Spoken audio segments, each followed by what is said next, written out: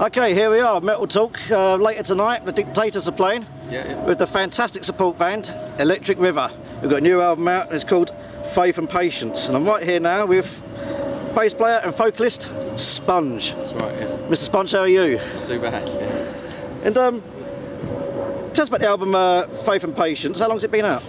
It came out on the 2nd of June, so it's been out a couple of months now. So, yeah. And it's been getting some great reviews from everywhere, actually. Yeah. I mean, the thing is, like, when we brought the album out, or when we decided to do the album, so should I say, we didn't really even care, you know, what the reviews were going to be like and whatnot. It was a real turning point for the band. So, you know, to get the reviews that we've been getting is just like the cherry on the top, really. And tell us how the band formed.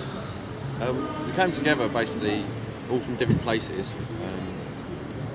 in Kent, in Ashford.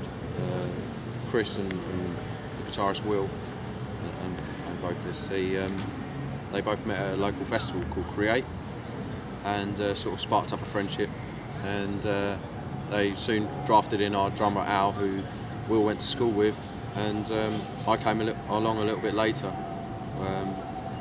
And that was it, really. You know, to cut a long story short, just basically through a you know, love of music. And your sound is, you know, I think you describe yourselves as like punk rock and roll. Sure, yeah. But there's a broad spectrum of sounds in there. Like myself, I can hear the Alarm, even Bruce Springsteen, and the Clash. Would you agree with that? Yeah. We get comparisons all the time, and from loads of different types of bands, and old and new. And you know, some people tell us bands, we're like, we don't know who those bands are, you know. So we just try and do our own thing. You know, we got influences across the board. We're not really trying to, you know, regurgitate, you know, someone else's sound. It's just it's come from being together a long time and picking up influences along the way, you know. And what were your influences growing up? When we first got together, like, me and Will were like really into metal and hard rock, and Chris was into like punk, the Clash and the Sex Pistols, the original kind of punk bands. And then Alex Mayland, our drummer, he was like reggae, ska and other weird stuff. So like, we used to just basically get together in our drummer's garage and swap music around, and then, you know, we've done that for a good couple of years, you know, just learning songs of bands that we really liked. And as you get older, your influences change, and here we are now. It's fair enough, all those genres you just mentioned, I can hear that in the sound of Electric River. Right, yeah. And I've seen you a couple of times perform live, you know, but fair enough, one gig was at the Rough Trade record shop. Oh, yeah. Sort of the album launch. Yeah. And you played the Guildfest recently, a couple of weeks back, and once again, that's sort of a broad spectrum festival. Yeah, like, we feel quite at home at a lot of those kind of festivals. I mean, another one used to be Lounge and Farm down in Canterbury, where we're from, and that had that kind of vibe, you know, where it's a bit more open. It's not so like niche, and people. I guess it's like more family orientated.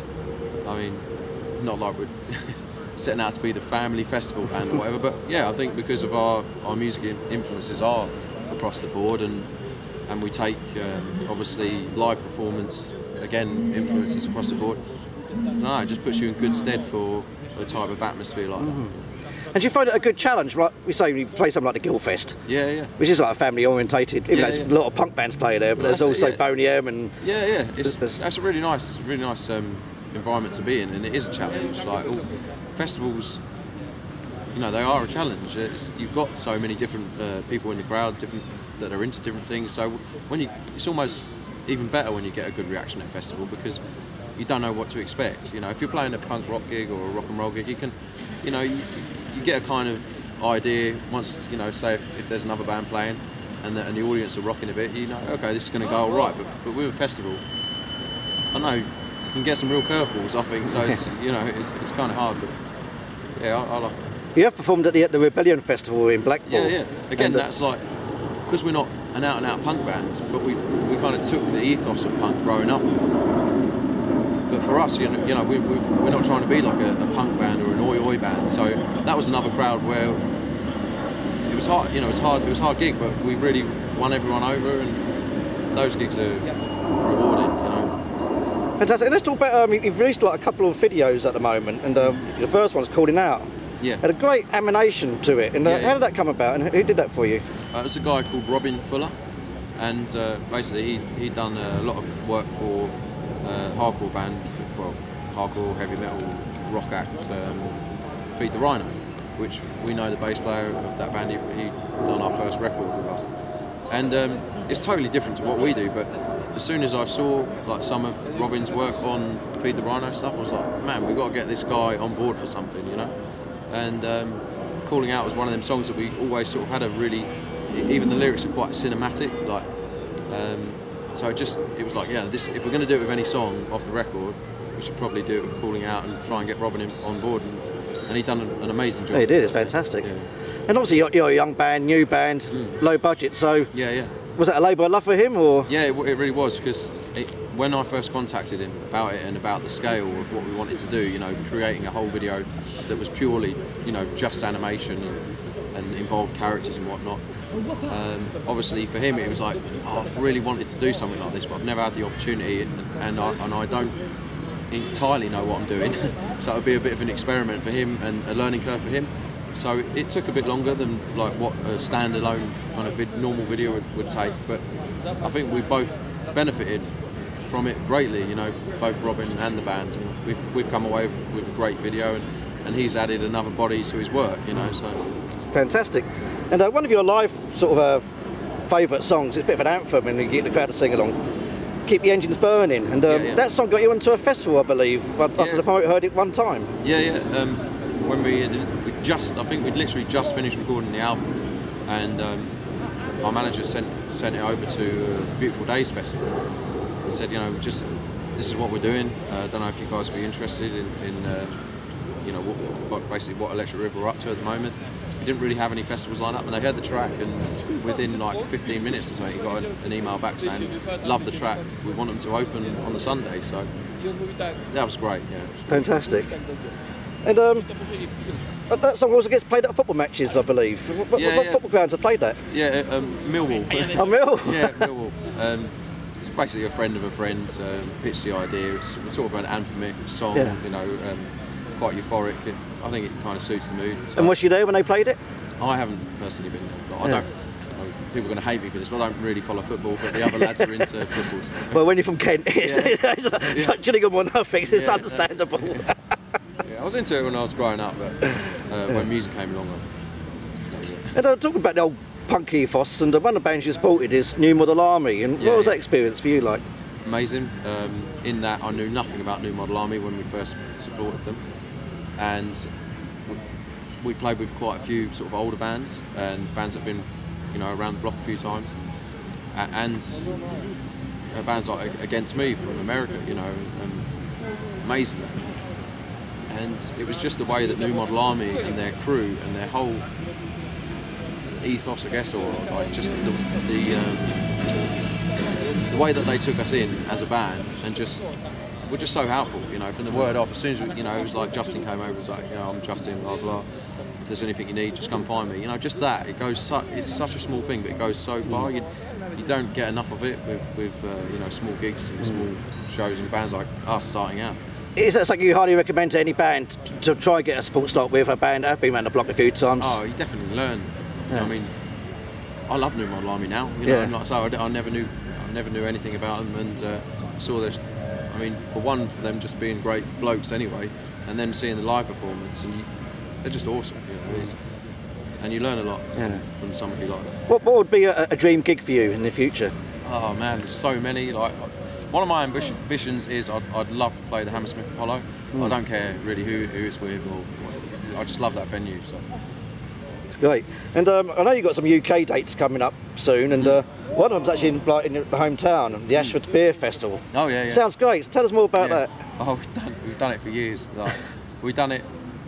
Basically, the story from that goes, Chris, the guitarist, lives over the road from the rugby field. Like, and one night, we were sitting there in the bedroom, like the whole band playing, you know, just doing what we do, and we heard music coming from the rugby club. I was like, that's weird, you know, go and check it out. And they had this tiny little beer festival going on. It's literally a marquee, like a tiny little marquee, and a guy playing an acoustic guitar. Like, and that was the entertainment for the beer festival. Like. There's only probably about 80 people there, and we strolled over, like being like 18, 19, like what's going on? We said, oh, can we have a go? We're in a band, you know, can we get up and sing a few tunes? Like, so we done that, and the organiser said, oh, can you come back tomorrow afternoon and play a set for us? So we went back that afternoon, and I think we played every year for 7 years. Oh, fantastic! And we've seen it grow. You know, yeah. It's like I say, it went from that small thing to now it's, I don't know, it attracts about 1,500, 2,000 people, wow. And there's a proper big stage and rig, and it's fantastic, man. You know, all the people that are involved with that. Again, they're people that stuck by us from those early days, and we see them occasionally at gigs, and they're always asking, you know, if we bump into them, how you doing and stuff. So it's really nice to be part of something like that. And you actually headlining it this year? Yeah. We do. We didn't last year because we felt like, okay, 6 years on the trot is enough. Like give it a breather. But we're going back to do the Saturday night because the album's out. Mm-hmm. You know. So you have built up a big, strong following back home.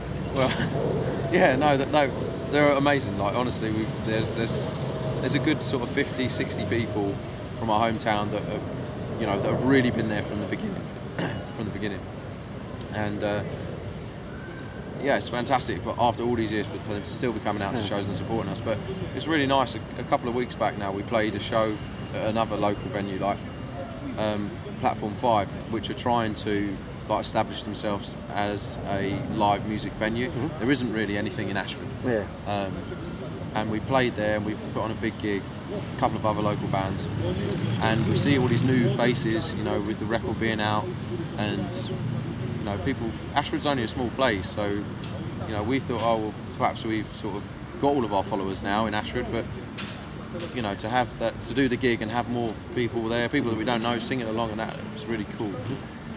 And I know, like, too, if you do live in London, but you're still sort of based in Ashford. Yeah. But, throughout the history of rock, it's only been like the Canterbury folk rock scene from the 70s that ever put Kent on the map. You know, why is it you think that bands from Kent never break into the big league? I don't know. I think everyone sees us as like posh, like upper class people or whatnot. But you know, I'm just, we're all just ordinary kind of guys. You know, from normal backgrounds and playing rock and roll music. Do you think it's a bit of a hindrance being like you are so close to London? That people would sort of venture out of London down to Kent, you know, because there's only one way to go. Definitely, I was thinking about this the other day. It's like, you know, as a touring band, it's like